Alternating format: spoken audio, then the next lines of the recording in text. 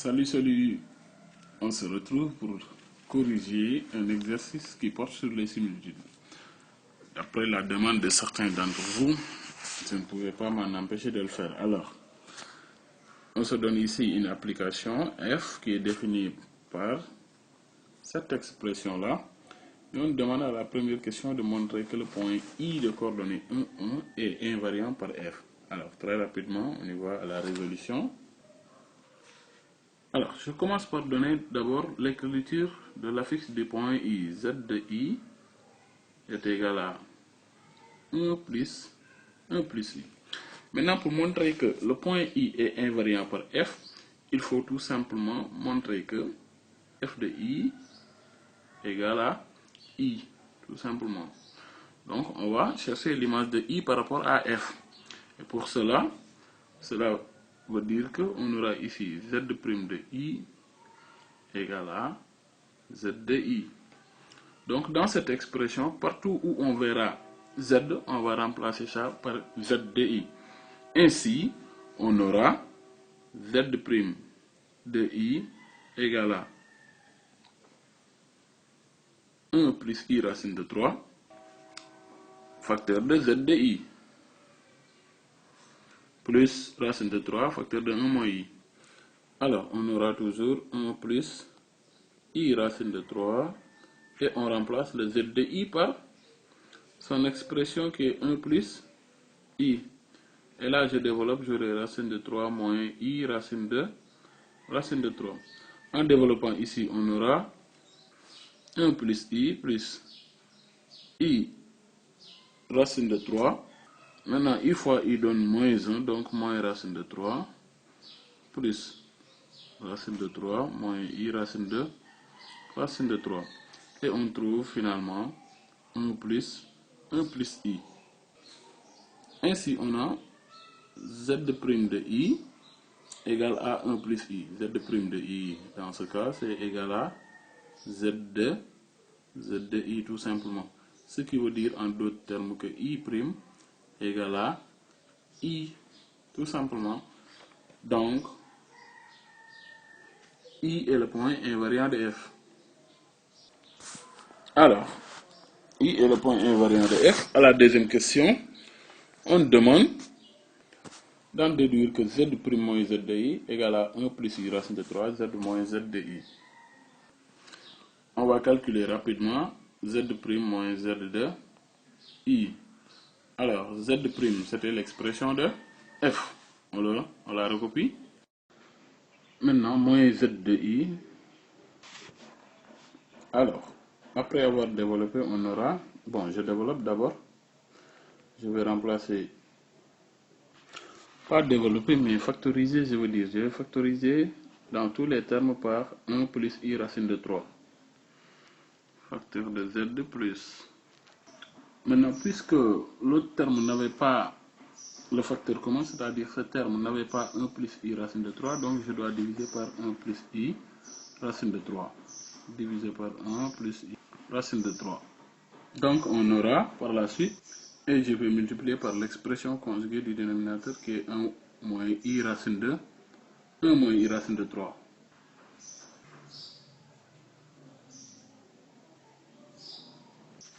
Alors, on aura toujours 1 plus I racine de 3 facteur de Z. Et après calcul, on aura moins 4 I moins 4. Et l'expression conjuguée, donc on aura ici la partie réelle au carré plus la partie imaginaire au carré, ce qui nous donne 4. 1 au carré plus racine de 3 au carré, 1 plus 3 donne 4. Alors, on factorise par 4 et rapidement on aura le résultat voulu.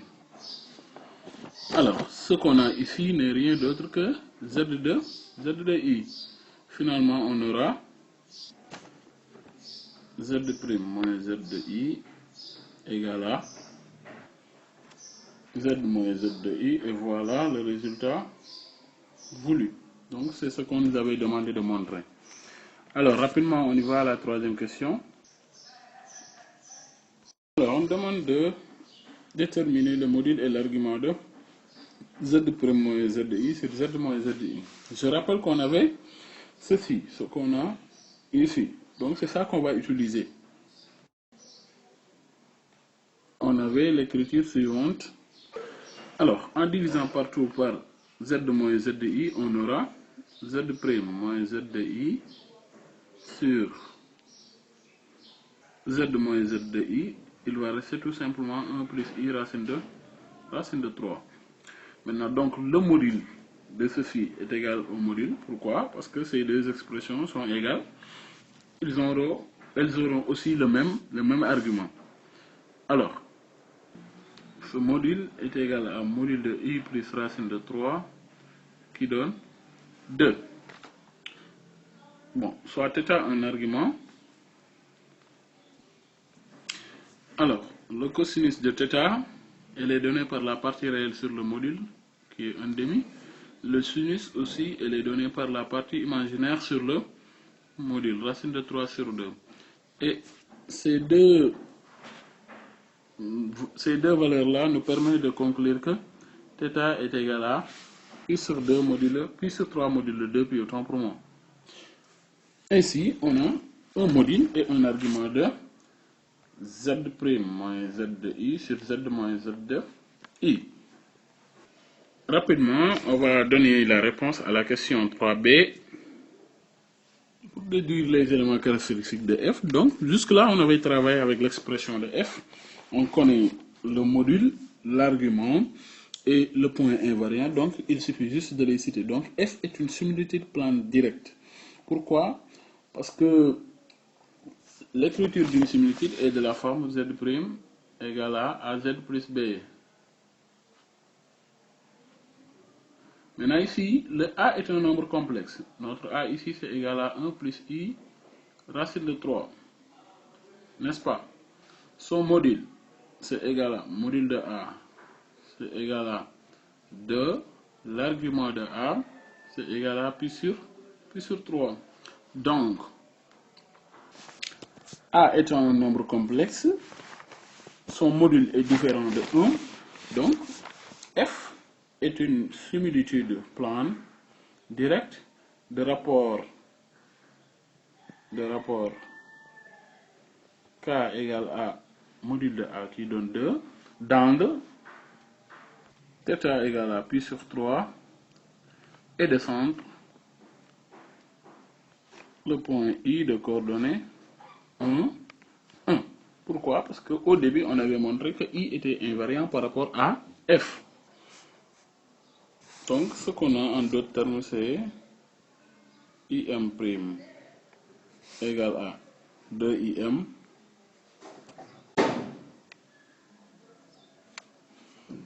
et l'angle orienté IM' égale pi sur 3 modulo 2pi. Alors, on y va à la question 4 où on demande de déterminer l'expression de f rond G. Donc, on a ici, on a l'expression de G qui est là. Attention. Et voici aussi l'expression de f. Maintenant, on va déterminer f rond G. Maintenant, f rond G, ce n'est rien d'autre que f de G. Donc, on va, dans l'expression de f, partout où on voit z, on le remplace par l'expression de G. Donc, on aura 1 plus i racine de 3. Et à partir de là, on doit avoir z, on met l'expression de z, iz plus 1 plus i, et on continue, plus racine de 3 facteur de 1 moins i. Alors, je vais vous épargner les détails des calculs, je vous donne directement les résultats, je l'ai déjà fait, donc on aura 1 plus i racine de 3 facteur de iz plus 1 plus i.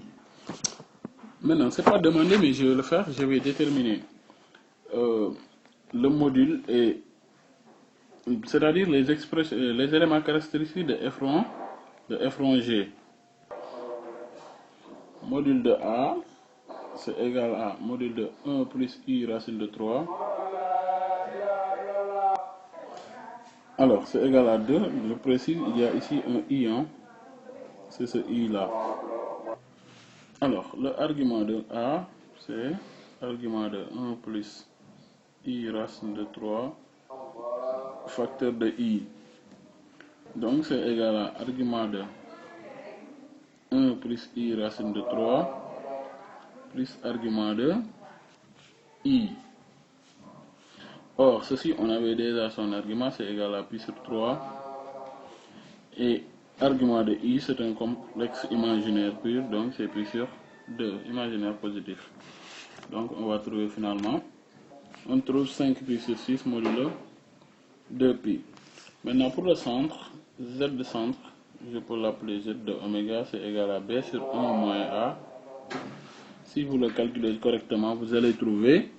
Donc, je vous laisse le soin de le calculer, c'est 1 plus i sur 1 moins i facteur de 1 plus i racine de 3.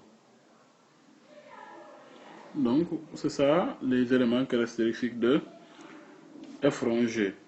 Donc, ce sera une similitude du plan direct d'angle 5 pi sur 6 de rapport k égale à module de a qui est égal à 2 et de centre, la valeur que vous allez trouver lors du calcul de z d'oméga. Alors, à la question 5, on nous donne une droite et on nous demande de déterminer son image par rapport à G. Donc pour cela, on va choisir deux points qui appartiennent à la droite D. Donc on va prendre le point A de coordonnées, par exemple 1, 3. Donc ça vérifie l'équation. Le point B aussi de coordonnées moins 1, 1 aussi vérifie l'équation de la droite D. Donc ce sont des points qui appartiennent à la droite. Donc Z de A c'est égal à 1 plus 3i. Z de B c'est égal à moins 1 plus i. Maintenant, je vais déterminer l'image de A par rapport à G et l'image de B par rapport à G. Donc, soit A' l'image de A par rapport à G. Donc, j'aurai autant pour moi Z de A' égale à I Z de A plus 1 plus I. Et là, je remplace Z de A. Donc, c'est I facteur de 1 plus 3I plus 1 plus I. Et je trouve finalement Z' de A égale. Donc, on trouve 2 moins 2i. Je fais la même chose pour B. Je vais déterminer l'image de B par rapport à G. Donc, j'aurai ici IZ de B plus 1 plus I. On aura I facteur de moins 1 plus I plus 1 plus I. Et finalement, on trouvera Z de B' égale à 0, si vous calculez bien.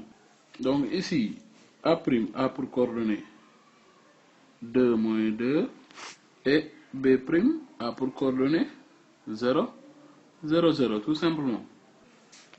Donc, dans ce cas, l'image de AB, l'image de la droite AB est la droite A', B'. Maintenant, pour déterminer une équation de droite de A', B', on choisit un point M, soit M, un point de coordonnées x, y appartenant à la droite A', B'. Donc, les vecteurs A', seront collinaires. Les vecteurs A', et A', B' sont collinaires.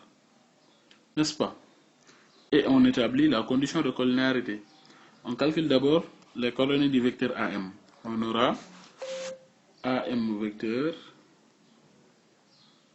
A'M vecteur, autant pour moi, c'est égal à A pour coordonnées x plus 2 et y moins 2. Collinaire au vecteur A'B' qui a pour coordonnées 2, moins 2. Alors, dans ce cas, on aura moins 2. Donc, ceci, moins 2 facteur de x plus 2, moins 2 facteur de y moins 2, égale 0. Donc, c'est en quelque sorte le déterminant.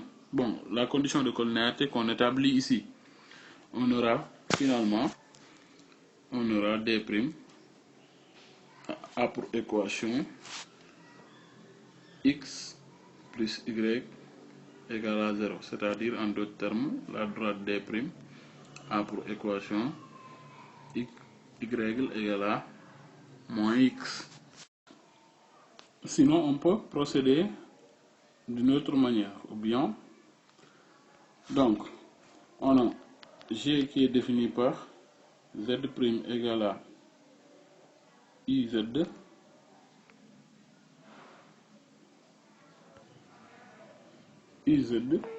plus 1 plus i. Maintenant, je vais poser z égale à x plus iy et z' égale à x' plus iy'. Et je le remplace dans l'expression. Donc j'aurai ici x' plus iy' égale à i facteur de x plus iy plus 1 plus i. En développant, on aura ix moins y plus 1 plus i qui donne. Alors, je regroupe les parties réelles et les parties imaginaires. J'aurai 1 moins y plus i facteur de x plus 1. Donc, c'est toujours égal à x' plus i y'. Alors, deux complexes sont égaux si et seulement si ils ont la même partie réelle et la même partie imaginaire. Donc, par identification, on aura x' égale à 1 moins y et y' sera égal à x plus 1.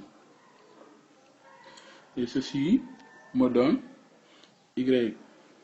Donc, c'est la même chose. Y égale à 1 moins x'.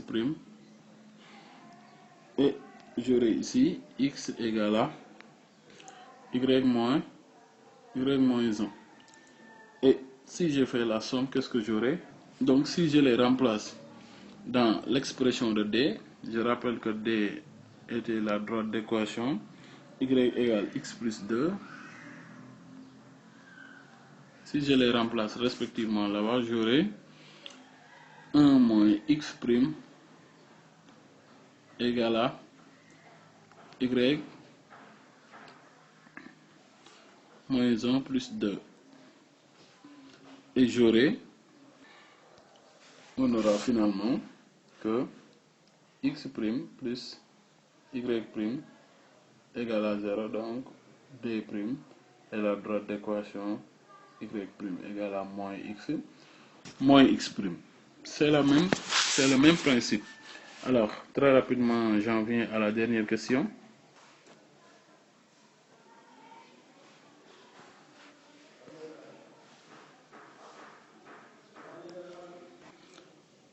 Moins 8 qui est égal à 0. Alors, je vais appliquer la forme canonique. Alors, x carré moins 2x, c'est la même chose que x moins 1 au carré moins 1 au carré. N'est-ce pas? Y au carré, ça c'est y au carré, plus moins 2y. Ici c'est plus 2y. Donc c'est plus y plus 1 au carré moins 1 au carré là aussi. Alors, je rappelle la formule très rapidement. Si on a x carré plus alpha x, sa forme canonique c'est x plus alpha sur 2 le tout au carré moins alpha sur 2 le tout au carré. C'est ça la forme canonique, c'est ce que j'applique ici. Alors, en regroupant, j'aurai x moins 1 au carré plus y, attention, moins 1 au carré. La somme des termes constants donne moins 10. Moins 10 que je transpose de l'autre côté, ça va devenir 10. Donc, je peux dire que c'est le cercle de centre J, par exemple, de coordonnées 1 moins 1, d'après la définition d'une équation de cercle. Et de rayon, R égale à racine carrée de 10. Maintenant, nous savons bien que l'image d'un cercle est un cercle de même rayon. Il suffit de déterminer l'image du centre. Donc, je vais chercher J'. Maintenant, Z de J', c'est égal à, je reviens à l'expression de G, n'est-ce pas? C'est égal à I Z de J plus 1 plus I. Alors, je remplace Z de J', c'est égal à I facteur de Z de J, c'est 1 moins I plus 1 plus I. Alors, après calcul, on aura Z de J', c'est égal à 2 plus 2I. Donc, J' est le point de coordonnées de 2. Et là, on en déduit que C' est le cercle de centre J' de coordonnées 2, 2 et de rayon R égale à racine carrée de 10.